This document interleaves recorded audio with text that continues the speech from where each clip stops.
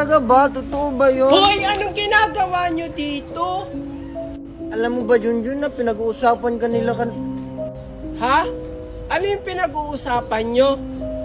Ay, wala, Junjun. Nag-uusap lang kami kung saan kami mangunguha ng mangga. Oo nga, Junjun. Sama ako. Di ba, Maria? Oo nga. Sige, sumama ka na rin, Junjun. Pagkakataon na natin to. Sige. Saan tayo mangunguha ng mangga? Secret.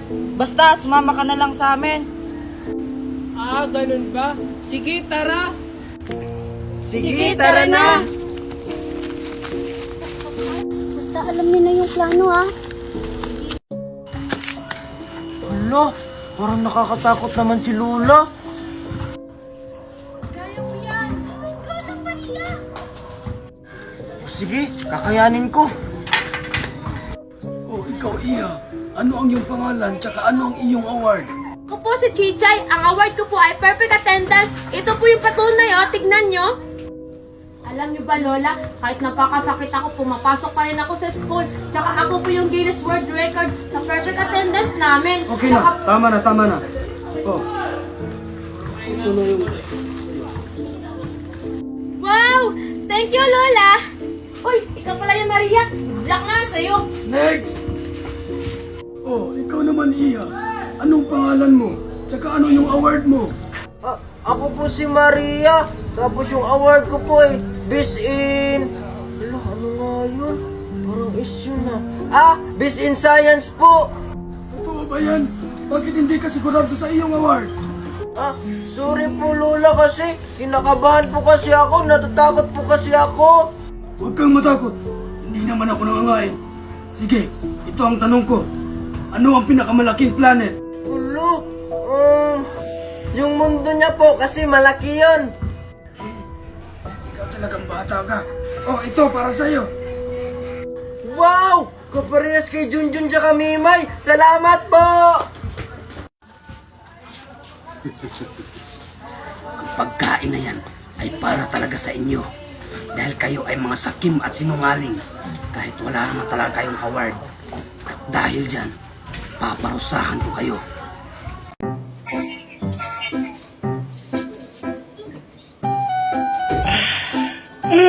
So ayun guys, itatry natin sa kanila ang filter na to. So start natin kay Mami Marites. Mami Marites, tingin ka. Ayan. Ang cute ni Mami. So si Magna naman. Hi Aling Magna. Ay, ganun din. Ang pangit. So guys, si Angel naman. Angel! Angel! Si Angel, yan.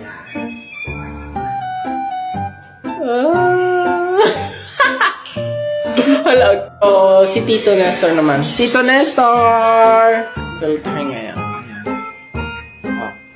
Hala, yun na naman. Guys, ang cute nila. Kaso nga lang, paulit-ulit yung filter. So comment nyo lang kung sino yung pinaka-cute. Ano ba naman yan? Ang kuripot talaga ni Mami magbigay ng baon. 5 peso lang. Ano kayang mabibili ko nito? Yay! 500 yung baon ko. Taka, si Maria ba yun? At naka-uniform siya. Diba Friday na ngayon?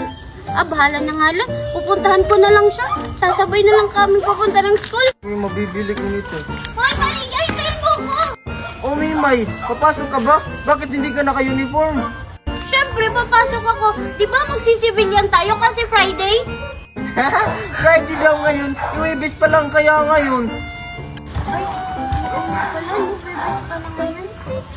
Ano naman, ininang ko naman yung principal dito.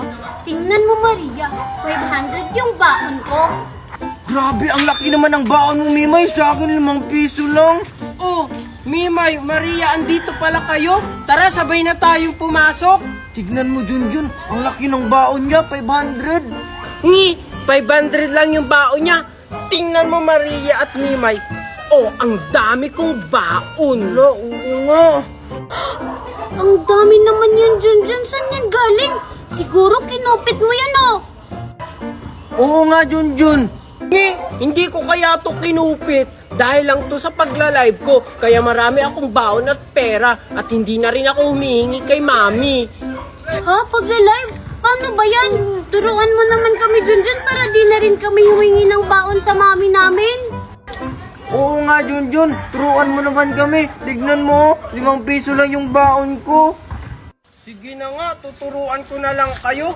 Una, pindutin nyo yung link ko sa bio. Pagkatapos may makikita kayong 3 dots. Pindutin nyo yun at may makikita kayong open ang browser. I-click nyo yun at ayun, may makikita kayong apps. I-download nyo yun. Ha? Talaga ba? Sige! Pagkatapos namang i-download yung apps, anong susunod namin gagawin?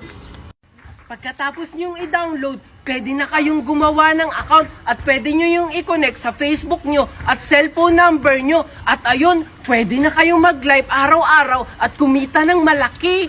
Ah, ganun lang pala yun. Sige, tara na sa school. Doon na lang ako magda-download. Baka maliit pa tayo. Tara, magda-download na ako para makapag-live na ako pag uwi sa bahay. Tito, wait lang. O, bakit, Junjun? Sana hindi po kayo magalit. Bakit? Ano ba yung sasabihin mo? Tito, uuwi na lang po siguro ako kasi lagi na lang po kayong nag-aaway. Ano ka ba, Junjun? Wala ka nang uuwian. Tsaka, hindi naman ikaw yung dahilan kung bakit kami nag-aaway. Nung isang araw po kayong nag-away, lahat po napakinggan ko po yun. Pita-pita ka talaga lagi, Junjun. Huwag mong alalahanin yung Junjun. Basta itong tatandaan mo, nandito lang kami para sa'yo. O sige na, aalis na ako. Hoy, Junjun! Halika ka rito! Bakit po, tita? Ano? Masaya ka na nag-away kami mag-asawa?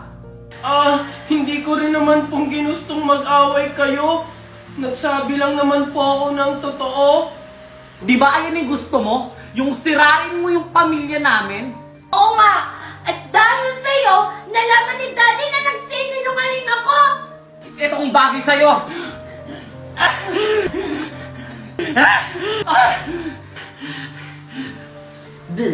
Buti nga sa'yo. Hindi totoo yan, anak. Napakawalang hiya mo talaga, Junjun. Sino kayo? Anong kailangan niyo sa akin? Huwag kang mag-alala, Boss Marco. Di ka namin sasaktan. Basta sumunod ka lang sa amin. Anong gagawin niyo sa akin? Saan niyo ako dadalhin? Basta sumunod ka lang sa amin.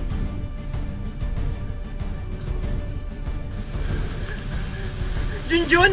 Valerie, Megan? Ano nangyayari dito? Asawa! Daddy!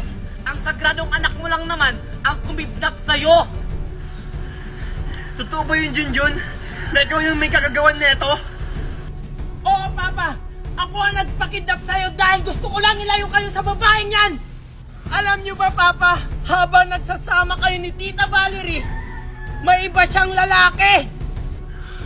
At isa pa, siya din ang may dahilan kung bakit kayo na ospital.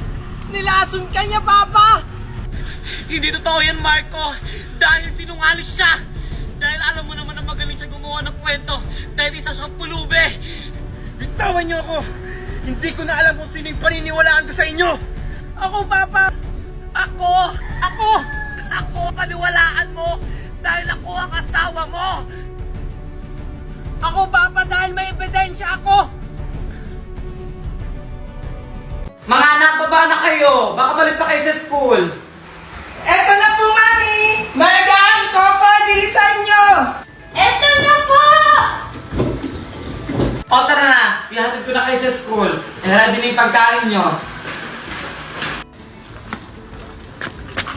Oh, bilisan nyo na dyan. Oh, Megan, ito pala yung baon mo. Thank you, Mami! Oh, Junjun, Coco, ito sa inyong dalawa ha. Thank you po, Mami. Oh, Junjun, ikaw yung panganay sa magkakapatid ha. Kaya ingatan mo sila. Lalo tong bunso nyo, si Megan. Opo, Mami. Ako na po yung bahala sa kanila. Oh, pumasok na kayo. Sige po, Mami!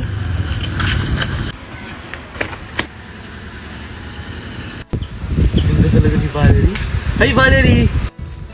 Oh, pare Naldo, ikaw pala yan. Ganda mo ngayon ah. Ito naman si pare, nang bobola pa. Nasaan si paring Marco pala? Nasa trabaho. Ganun ba? Sige pare, una na ako.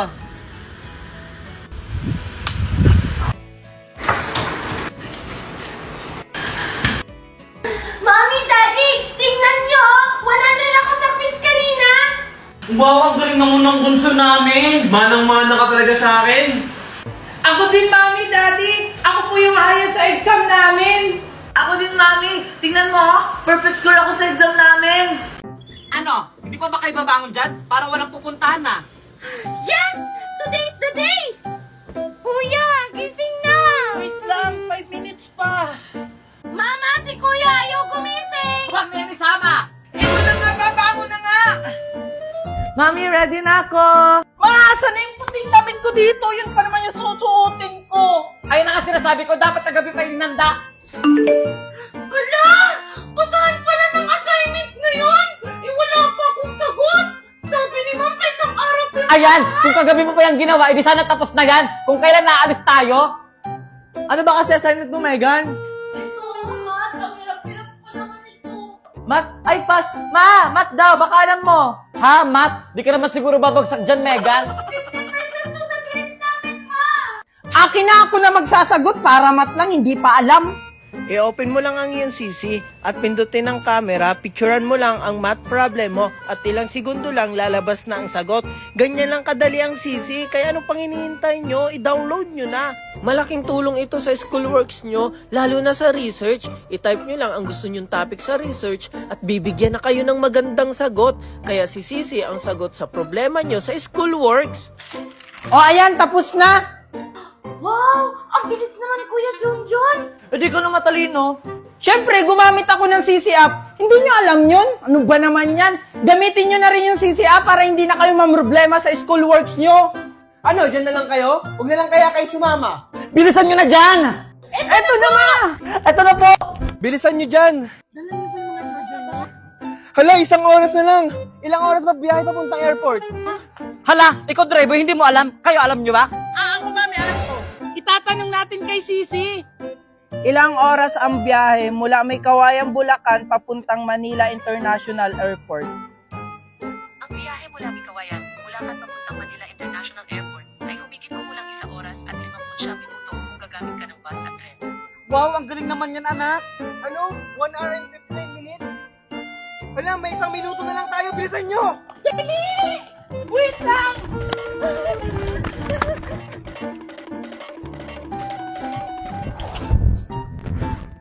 Anong pinagsasabi mo? Kaya nga ako pumunta dito dahil nabalitaan ko nawawala yung anak natin na si Megan. Tapos sa akin mo pa isisisi? Mami? Mga anak, maigi pang kunin ko na lang yung mga anak ko dahil napapahamak sila dahil sa'yo. Kahit na kailan, Valerie, hindi mo makukuha ang mga anak ko. Ano yun? Magkakaroon ka lang ng pakialam kapag may nangyari na? Eh nung wala, nasan ka nung kailangan ka nila? Di ba wala? Nandun ka sa kabila mong asawa. Tumahimik ka na, Marco! Pabaya ka lang talaga! Sa ayaw at sa gusto mo, kukunin ko yung mga anak ko! Tara na mga anak ko! Ano ba, Valerie? Kahit anong gawin mo, hindi mo makukuha yung mga anak ko. Ano ba? Ito tatandaan mo, Marco. Mapapasakit din yung mga anak ko. Kung makukuha mo, mismong anak mo na nga yung lumalayo sa'yo. Marco! Buisit! Manda ka, Marco. Uutay-utay ko kukunin ko yung mga anak ko sa'yo. Sigurado ako mga anak na may kinalaman ang mami niyo sa pagkawala ni Megan. Anong gagawin natin, Daddy? Hahanapin at susundan ko siya. Tara na! O ano, Valerie? Di ba wala ka na pala? Di mo nakuha yung 2 mong anak? Tumahimik ka na! Hindi pa ako tapos. Makukuha ko pa rin ang anak ko sa kanila. Tara na! O, ito na yung kwarto mo, anak Junjun. Wow! Ang ganda naman po ng kwarto ko, Mama Valerie. Salamat po. Simula mamaya, diyan ka na matutulog, ha? Opo, Mama. Sige na, i-enjoy muna yung kwarto mo at magluluto muna ako doon, ha? Sige po. Sige. Sigurado ako, Marco, matutuwa si Junjun kapag nalaman niya na papasok na siya sa